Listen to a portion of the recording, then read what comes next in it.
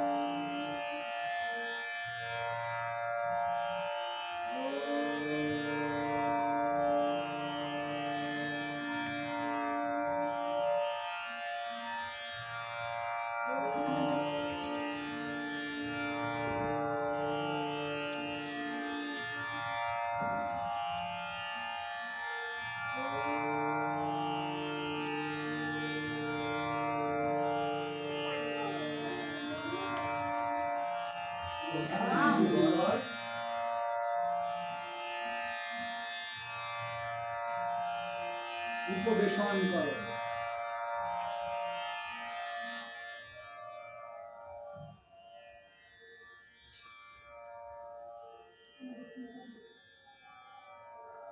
ইতিমধ্যে পূর্ব পর্ব আমাদের সমাপ্ত হয়েছে। আমরা যা যা শিখেছি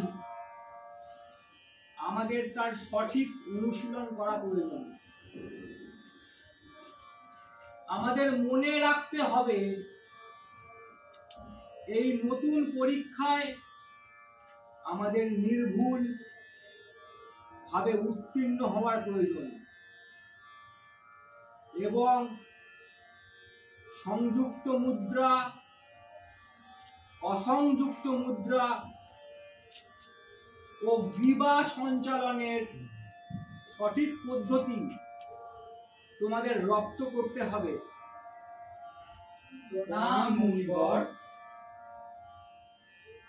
কল্যাণ হোক, প্রেমময় হও, দয়ালু হও। এইখানে আসার উদ্দেশ্য কি জানাও বৎস? গুরুদেব, আপনার লেখা নাট্যশাস্ত্র পাঠ করার পর থেকে আমাদের মনে নানা প্রশ্নের উদ্রেক হয়েছে এবং হচ্ছে। সেই প্রশ্নের উত্তরের সন্ধানেই আপনার নিকটে আগমন। আগে হ্যাঁ গুরুদেব, দয়া করে আপনি আমাদের যদি সব প্রশ্ন নিরসন করেন তাহলে ভালো হয়। নিশ্চয়, বিনা দ্বিধায় নিঃসংকোচে তোমরা তোমাদের অন্তরের প্রশ্ন উত্থাপন করো। গুরুদেব, কিভাবে হলো এই নাট্যশাস্ত্রের উৎপত্তি এবং এই নাট্যশাস্ত্রের উদ্দেশ্যই বা কি? যথার্থ প্রশ্ন করেছ বৎস। আমি প্রসন্ন। তোমরা উপবেশন করো।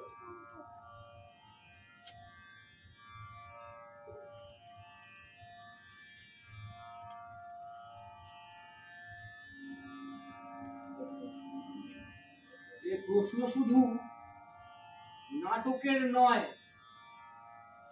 এই প্রশ্ন মানব জীবনের সঙ্গেও অঙ্গাঙ্গিকভাবে জড়িয়ে আছে।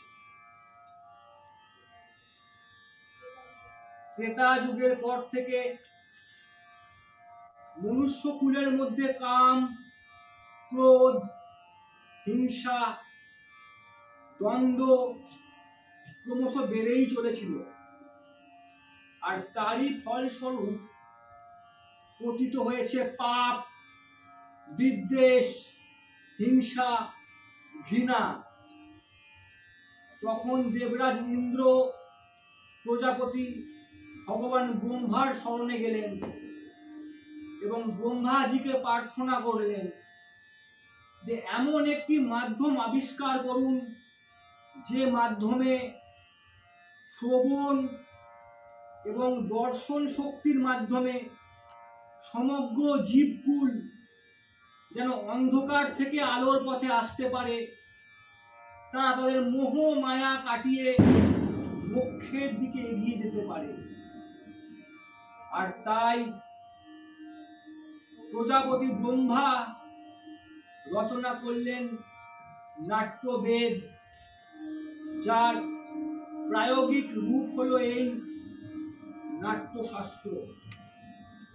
সাধু সাধু সাধু সাধু।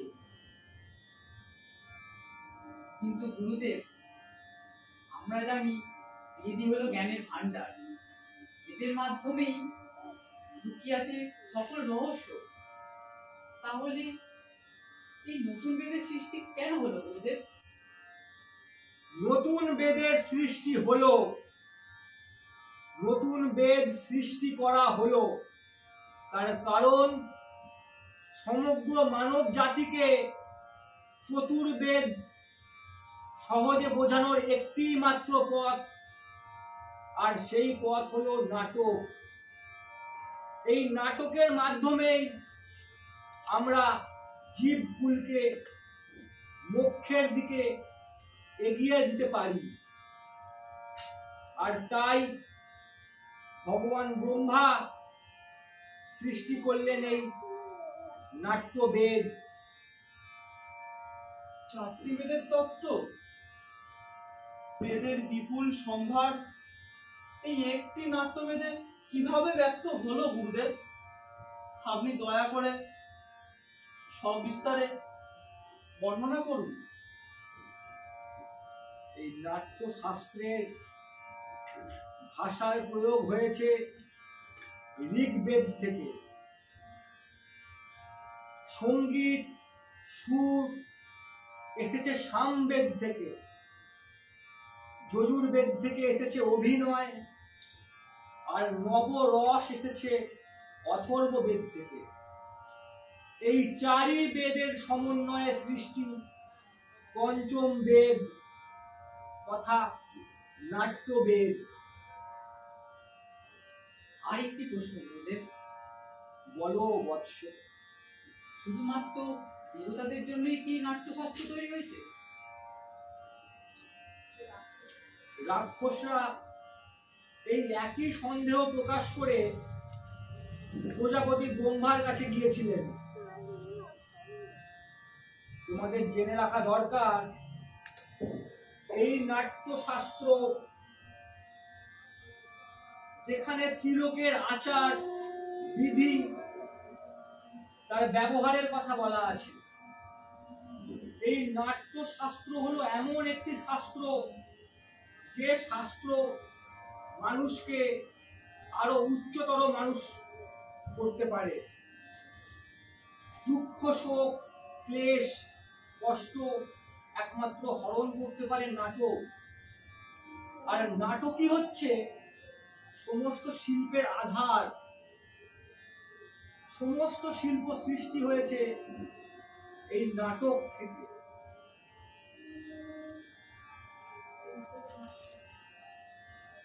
নাটক আমাদের বিভিন্ন ক্ষেত্রে, আমাদের জীবনে বিভিন্ন প্রয়োগে কাজে লাগে। পশু সমাজে নাটকের কোনো ব্যাখ্যা নেই। ঠিক যেমন এই জ্বলন্ত প্রদীপ তোমরা দেখছো, এই প্রদীপের আলো এই স্থানকে আলোকিত করেছে, ঠিক তেমনি এই নাট্যশাস্ত্র হলো এমন একটি শাস্ত্র যে শাস্ত্র ব্যতীত আমাদের এই সুন্দর সমাজ পশুর সমাজ। ধন্য আপনি গুরুদেব, ধন্য। আপনার বর্ণনায় আমরা বুঝতে পারলাম সমস্ত বেদের জ্ঞান নিয়ে তৈরি এই পঞ্চম বেদ। বলো সবে জয় ভরত মুনি জয়, জয় ভরত মুনি জয়। বলো বলো সবে জয় নাট্য বেদের জয়, জয় নাট্য বেদের জয়, জয় পঞ্চম বেদের জয়, জয় পঞ্চম বেদের জয়।